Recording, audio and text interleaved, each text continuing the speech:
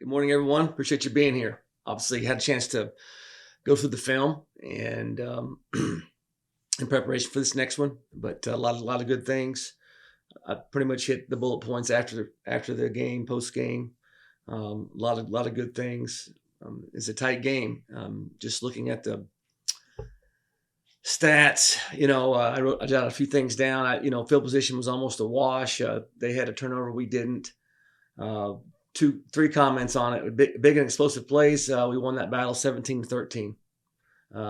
As far as that goes, which is a huge. Third down, big difference. We were almost at 60%. They were in the mid 20s. That was a factor. I think that's where you're when you're that efficient on third down. That's when you get the time of possession. And there's a pretty big discrepancy in time of possession as well. And probably the big thing would have been, this is maybe the third or fourth time this year we had a chance to close the game out. When you got to run the ball, they know you're going to run the ball. And example, Iowa State, we couldn't get it done. FAU couldn't get it done, and we were able to get that first down and take a knee. And we've been in that situation, and again, two times I know, and weren't able to do it. And really some good halftime adjustments offensively. And I think we again had 25 yards rushing at midway, end up with 100, whatever it was, and so which is great. So again, huge team win. We not perfect. We got to find a way to get touchdowns, and I'm sure that you'll have a question or two about that. I just, the short version would be just execution, play call. If you ask Sammy, he'll tell you play calling, on the tight end screen. but you can't take a sack, and we saw a couple things we hadn't seen before in the secondary, and so it's a combination of things. But we've got to find a way offensively to get touchdowns, and hopefully we can improve upon that. I want to give a shout out to, from what I understand with Miss Sarah, Jack Wilson, our punter, is going to be Mackey's Special Teams Player of the Week, and that's actually who got the award for our team. We have a weekly awards, and Jack also was picked as Special Teams Player of the Week this week from the team as well. So that's very exciting with Jack. I'm very happy with what he got done. That first punt was, I think, 50 yards into the wind, and really probably outkicked our coverage. We got to cover better, but I'm really happy with where Jack is at. His mom's here from Australia for the month. She got a chance to see the game. She's here for this game as well, and I'm really glad that's the case. His mom's here for that. So I want to give a shout out to the Marching 110. Ricky and the crew, Ricky Sook, and I got a chance to see some pictures of the game, and that's all they spelled Madam President's name out there. That's pretty cool. I saw that somewhere on social media. My wife showed me. That's really pretty awesome. So I'd like to, obviously, very excited about her leadership and the future of Ohio University. I think she's going to be on the show tonight. Russ is having her on the show tonight. I'm looking forward to shaking her and Randy's hand for sure. So with that, I'll open up for questions. Eric Deck with the Athens Messenger. Coach, I want to look more into the running game last week. 185 yards total, but 112 of those came in the fourth quarter. So kind of throughout the game, what schematically wasn't working, and then what kind of finally broke through in that fourth? Well, that's an interesting stat. I didn't realize that 112 came in the fourth quarter. I think that goes to Jake Miller. And his staff, our strength and conditioning, in the fourth quarter, you got to start there. You want to get stronger as the game goes, and that stat tells me that they did. A couple of adjustments. The quarterback draw was a big play. That was a big chunk in the third quarter. But going into the wind, and with how they were playing coverage, it just made sense. We didn't install a new run scheme, none of that really. Just took advantage of how they chose to come in and play defense. They did a nice job. Sam singled up Sam, and then it looked like it was going to be single safety to his, over on top, and they ran the boundary safety and doubled Sam. That was some things that we had not seen. So again, there's some things they did that caused us to adjust, and we were able to. And then Sam's just a good player. I mean, the one that he got kind of the wind knocked out of him after catching the ball down the field, and that would have been in the fourth quarter as well. He had to come out for a couple of plays. They actually had him double covered, and he was able to get that open versus two safeties. One on his outside and one on his inside. They just ran a great route, and Curtis bought time, took care of the ball, and put it up, made a really, really good throw.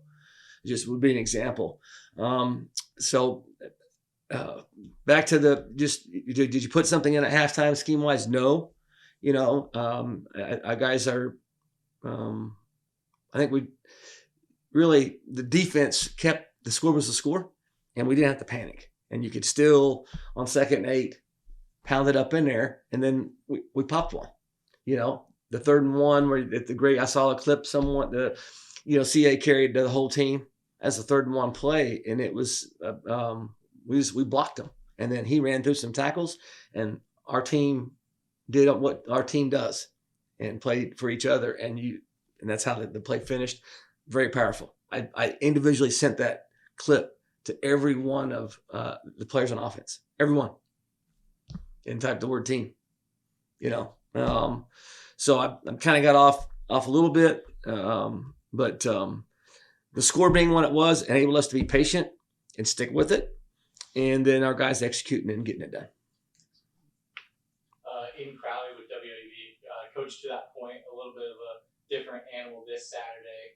How important is it for you guys to get going, and how do you avoid that slow start?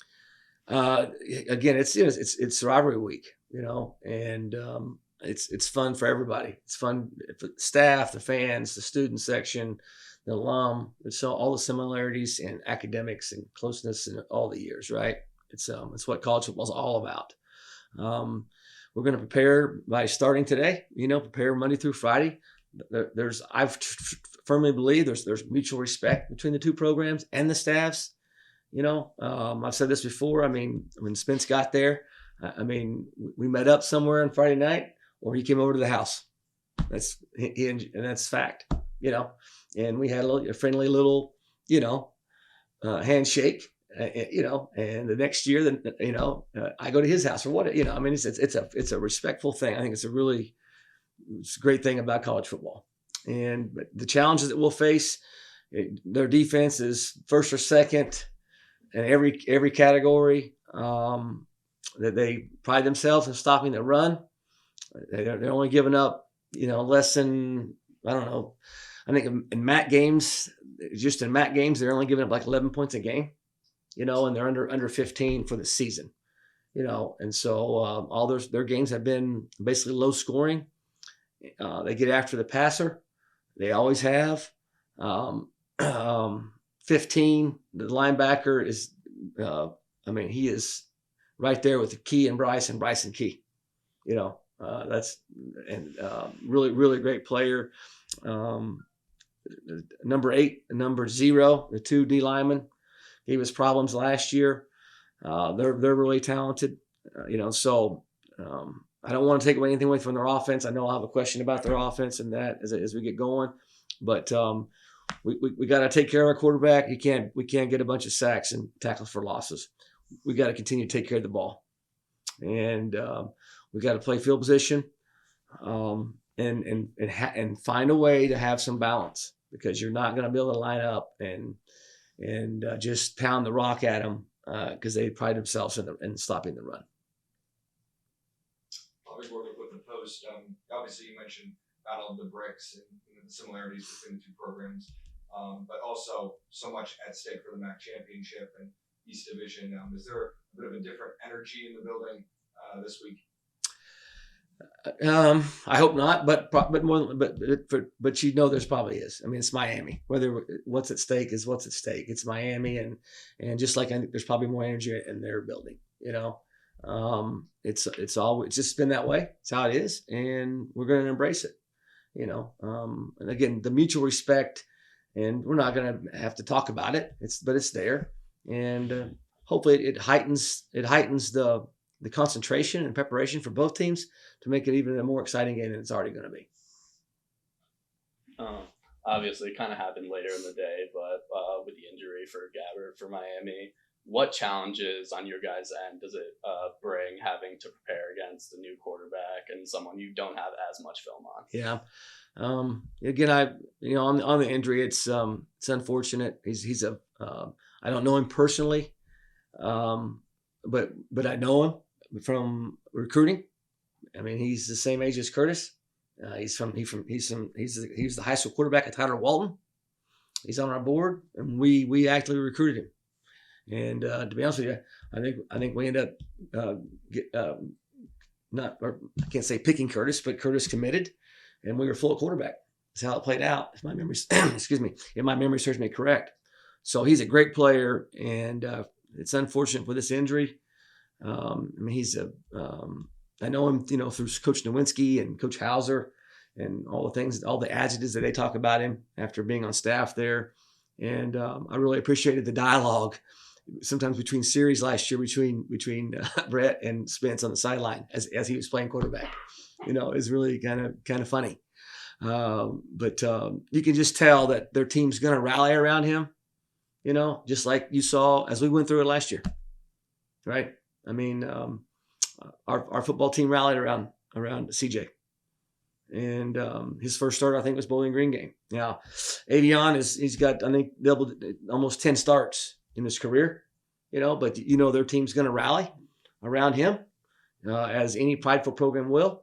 So it should add to the game and the intensity of it and the rivalry. Coach, to that point, I feel like Miami is a little bit more pass heavy than teams you faced so far this year. What kind of unique challenges does that bring? I'm sure that there'll be some more run pass conflict for our guys. They're a little bit more RPO stuff. They've had some go fast, more tempo things this year that they've done in the past. I think that comes from the experience they had at quarterback.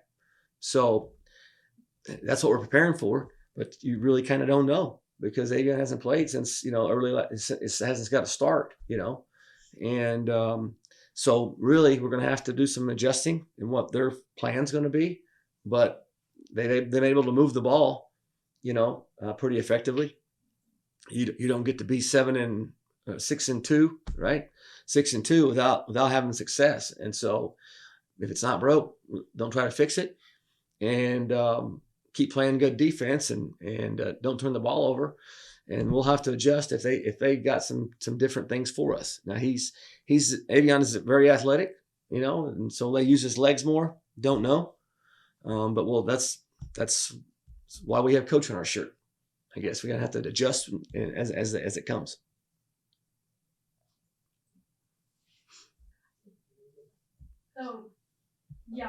Raymond SCWAB, Coach, you mentioned battle the bricks a little bit. Obviously, an emotional game, being at home with the stakes. Like, how do you kind of manage those emotions throughout? I'm gonna rely on our older guys. You guys haven't gone through it, And you got so many of our older guys on the team that have played in many of these games, and that so they can help the younger guys. As I've mentioned, the 40 plus guys that we have that have only been here for less than 6 months, I'm going to rely on those guys. Our unity council will be good for that. Can't play the game today, but what you can do is prepare on Monday the best that you can, and again, Monday through Friday, that's where you win the game. And then Saturday, enjoy it and not press because of the game and the fans and all the alum. That it's a big thing. I think my thing's just going to be enjoy it because it's why college football is great. I truly believe that. It's the first game. It's the first time this year where you guys aren't going home away. It's the first back-to-back home game. How do you think that will impact the guys in terms of rest and just getting prepared, not having to worry about travel days? Yeah, I think it's an advantage. I do. I think we should be able to, we're sleeping in our own bed. you know, and it should be an advantage just from the rest piece of it, you know, that they're in a routine right now academically, and I think they're going to take advantage of it, knowing that the student section is going to be having a lot of fun as well, you know, and our guys are going to feed off of that.